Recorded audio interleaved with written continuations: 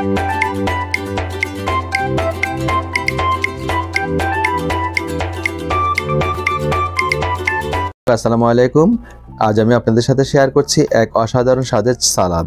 কিভাবে একটি সালাদকে অনন্য স্বাদ করে তুলতে হয় তা দেখার জন্য রেসিপিটি স্কিপ না করে কন্টিনিউ করুন। কিভাবে আমি রেসিপিটি তৈরি করছি, কি দিয়ে তৈরি করছি, আর কখন কি দিচ্ছি, কিভাবে কি করছি, সব আমি আপনাদের স্টেপ বাই স্টেপ দেখিয়ে দেব। রেসিপিটি যদি ভালো লাগে স্বজনদের সাথে অবশ্যই শেয়ার করে দিবেন, যাতে আপনাদের স্বজনরা উপকৃত হতে পারে। তো আর কথা না বাড়িয়ে তৈরি করছি অসাধারণ স্বাদের সালাদ। আমি আজকে ব্রোকলি দিয়ে সালাডটি তৈরি করব। দেখতে পাচ্ছেন এখানে ব্রোকলি নিয়েছি মাঝারি সাইজের, তো দুটি ব্রোকলি নিয়েছি। এখানে আমি একটি ব্রোকলি ব্যবহার করব। তো গ্রেটারের যে মোটা যে অংশটি আছে সেটা দিয়ে আমি ব্রোকলিটাকে গ্রেট করে নিচ্ছি। নিশ্চয়ই আপনারা দেখতে পাচ্ছেন। তো একটু মোটা মোটা করে আমি গ্রেট করে নিব, একেবারে মিহি কুচি করব না। আর আপনারা যদি দা বটি কিংবা ছুরির সাহায্যে করেন অবশ্যই একটু হালকা মোটা মোটা করে এভাবে কুচি করে নেবেন। তো কথা বলতে বলতে ব্রোকলিটি আমার গ্রেট করা ডান। আমি আপনাদের দেখাবো কেমনভাবে আমি গ্রেট করেছি আর কিরকম হয়েছে।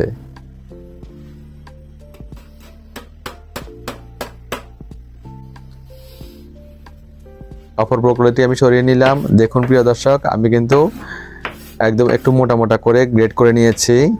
তো আবারও গ্রেটার নিয়ে নিয়েছি। এখানে আমি মাঝারি সাইজের একটি গাজর নিয়েছি। গাজরের যে স্কিনটা আছে প্রিয় দর্শক, সেটাকে প্রথমে আমি একটি ফিলারের সাহায্যে ছাড়িয়ে নিয়েছি। এখন আমি সেই একই গ্রেটারের যে ছিদ্রগুলো আছে, মোটা ছিদ্রগুলো, সেগুলো থেকে আমি গ্রেট করে নিচ্ছি। দেখতে পাচ্ছেন। তো গাজর থেকে আমার গ্রেট করা ডান।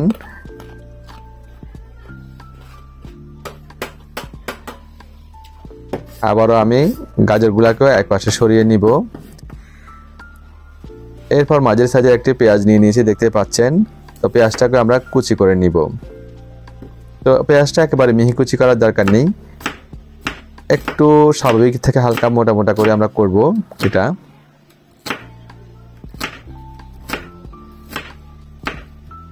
পেঁয়াজটাকেও কুচি করা আমার ডান। এখন একটার সাথে একটা পেঁয়াজ লেগে আছে, সেগুলোকে আমি ছাড়িয়ে নিচ্ছি। নিশ্চয়ই আপনারা দেখতে পাচ্ছেন। একই সাথে আমি রেখে দিলাম পেঁয়াজগুলোকেও। এরপর একটি মাঝারি সাইজের শসার স্কিনটা ছাড়িয়ে আমি শসাকে প্রথমে কিউব সাইজ করে কেটে নিচ্ছি। দেখতে পাচ্ছেন প্রিয় দর্শক। তো একেবারে পাতলা করব না, সামান্য মোটা করে কিউব করে কেটে নিব শসাটিকে। তারপর আমরা কুচি করে কেটে নিব, সেটাও আমরা একটু মোটা করে কেটে নিব।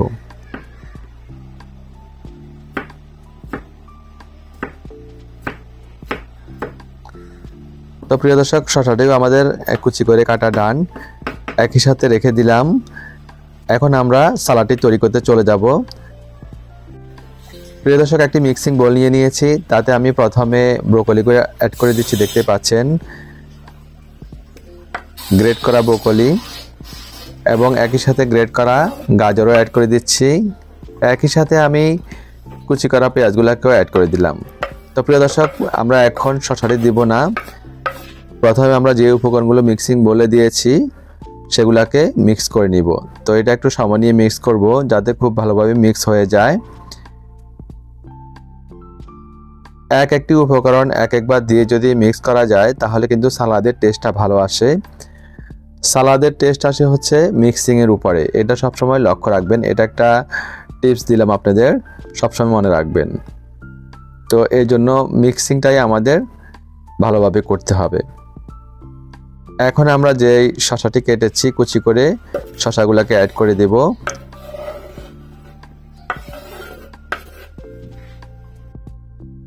আবারও ভালো করে মিশিয়ে নিচ্ছি, একটু সময় নিয়ে মিশাবো। প্রিয় দর্শক, নিশ্চয় আপনারা লক্ষ্য করেছেন আমি কিন্তু এখনও লবণ ব্যবহার করিনি।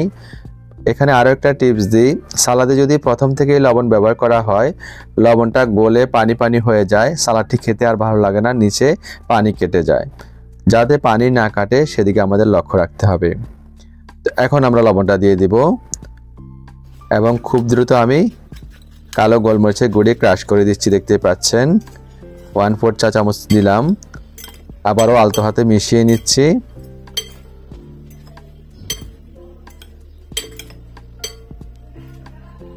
একটু সময় নিয়ে মিশালাম। এখানে আরও কিছু ইনগ্রিডিয়েন্টস আমি ব্যবহার করব, চলে যাবেন না। দেখতে পাচ্ছেন এখানে আমি উঁচু উঁচু 1 টেবিল চামচ টক দই ব্যবহার করলাম।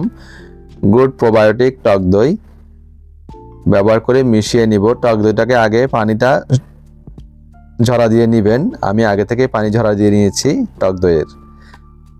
ভালো করে মিশিয়ে নিচ্ছি আলতো হাতে, দেখতে পাচ্ছেন প্রিয় দর্শক। এতে কিন্তু টেস্টটা খুব ভালো আসবে। টক দইটা ব্যবহার করার চেষ্টা করবেন, আর টক দইতে কিন্তু উপকারী ব্যাকটেরিয়া থাকে। সবশেষে আমরা ড্রেসিংয়ের জন্য দিয়ে দেব 100% organic extra virgin olive oil. এটি আমি ডাক্তার মোহাম্মদ জাহাঙ্গীর কবির স্যারের আলটিমেট অর্গানিক লাইফ থেকে নিয়েছি। আপনারা যারা নিতে চান তারা আমার কমেন্ট সেকশনে কমেন্টস করবেন, আমি আপনাদের নাম্বার দিয়ে দিব। অবশ্যই ইনশাল্লাহ আপনারা পেয়ে যাবেন। তো আমি এখানে 1/4 চা চামচ পরিমাণ অলিভ অয়েলটা ব্যবহার করছি উপর থেকে। এটা উপরে দেওয়ার জিনিস, নিচে দেওয়ার জিনিস নয়। আবারও সময় নিয়ে আলতো হাতে আমি মিশিয়ে নিব। তো এটা খুব বেশি এখন জোরে সোরে মেশানো যাবে না।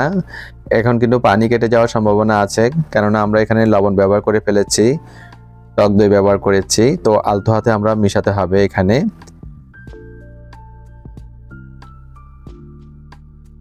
মেশামেশি আমার ডান, আর সালাডটি তৈরি করো আমার ডান। দেখতে পাচ্ছেন প্রিয় দর্শক এটা কেমন হয়েছে, দেখে কিন্তু বোঝা যাচ্ছে এটা কতটা দুর্দান্ত হয়েছে।